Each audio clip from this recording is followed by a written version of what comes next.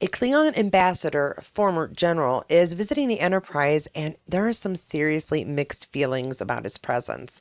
Whether he should be trusted or even be present as a leader of a horrific battle that slaughtered not only soldiers but countless civilians without care. And this is my standout scenes for Star Trek Strange New Worlds, Season 2, Episode 8, Under the Cloak of War.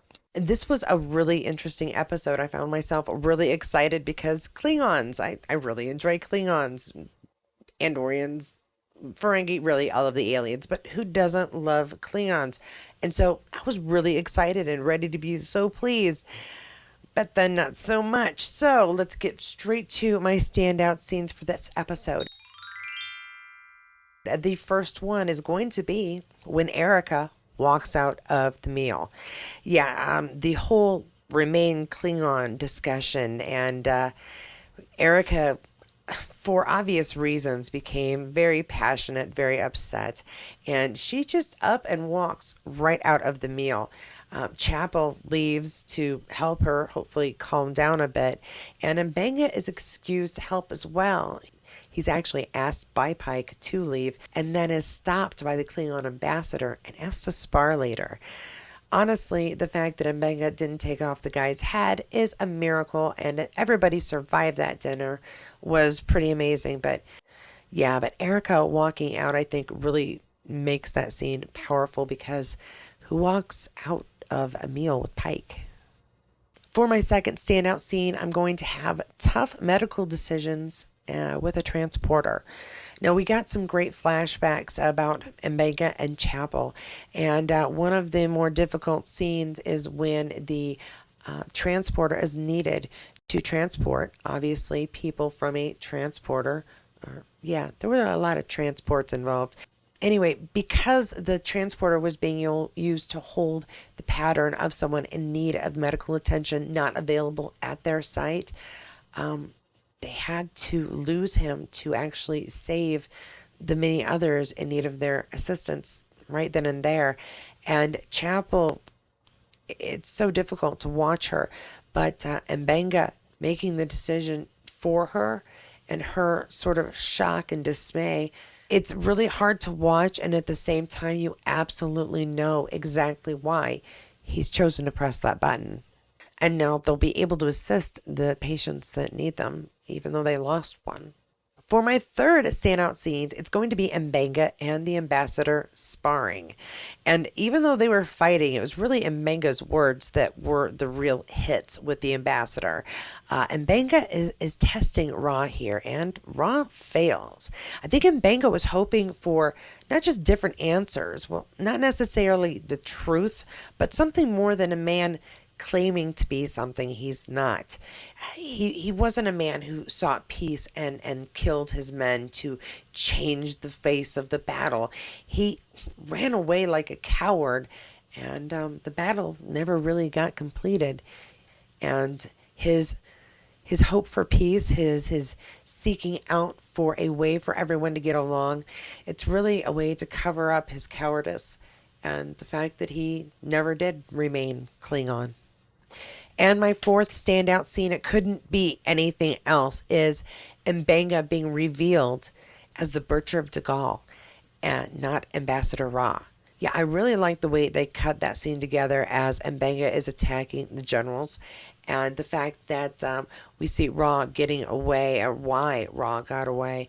It's incredible how little violence they truly have to show to really give you the impression of severe violence and death.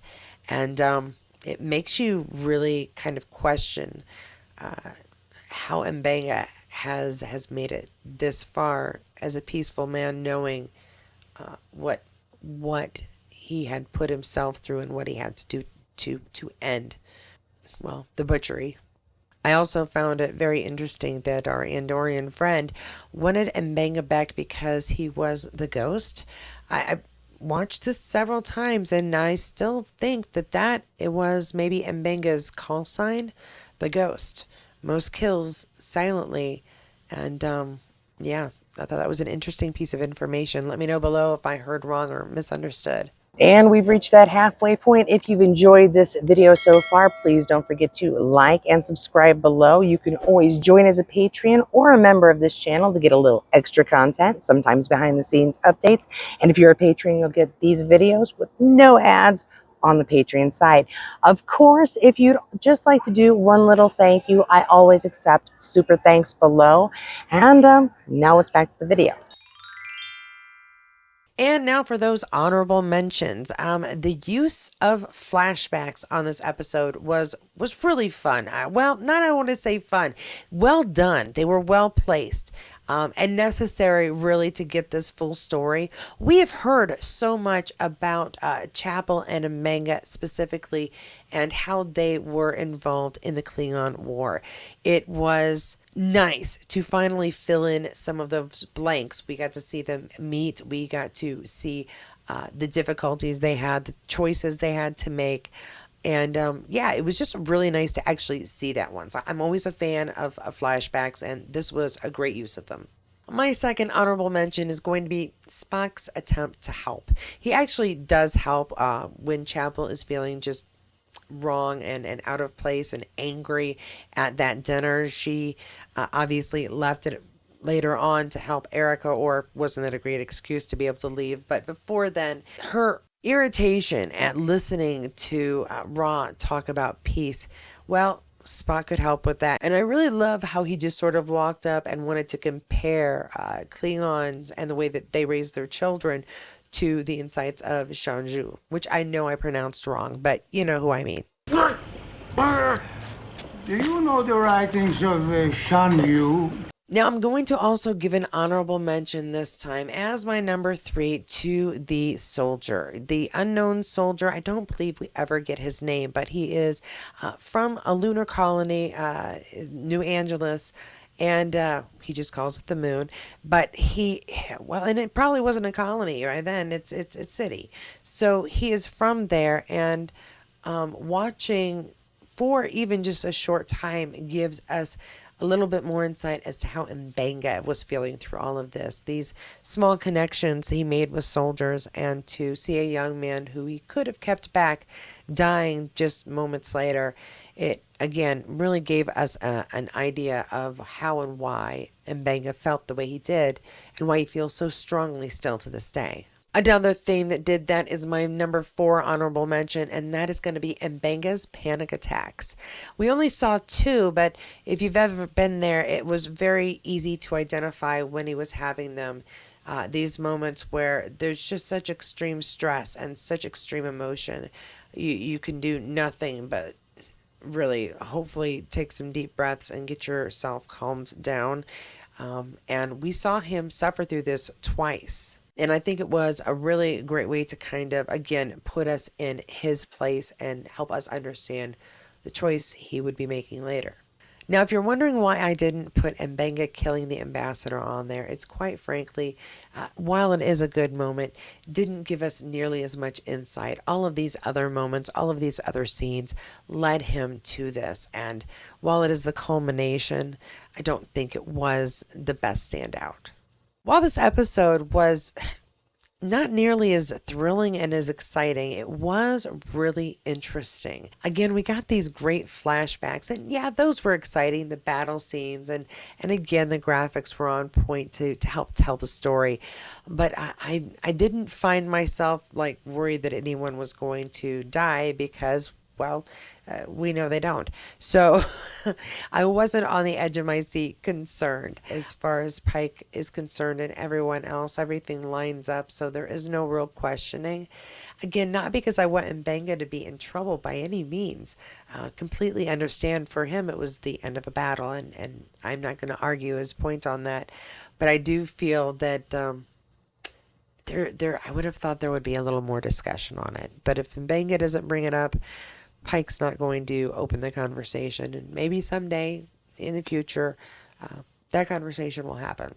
Who knows? But I did feel bad for Pike that this mission didn't go well. He's a diplomat at heart, and the fact that it failed horribly, I just felt for the guy because it's all he wants is to pass peace around, and it just was the wrong ship with the wrong set of crew members on board on this time. We did learn some really great things, though. We learned that the implementation of the Rattagino recipe came from Spock and his friendliness with some Klingons. He got the recipe, and, well, it might have burned the ambassador's hand. The recipe's there, the coding just needed a little tweaking. Protocol 12 with the Andorian. We found out Mbenga's past as a soldier, but we also found out he's the inventor of Protocol 12, which, as you recall, was that mysterious serum we saw used in episode 1. And now we know why Chapel was so concerned about Mbenga using it again, and her using it as well. We also kind of figure out how and where Mbenga learned to preserve his daughter through the transporter.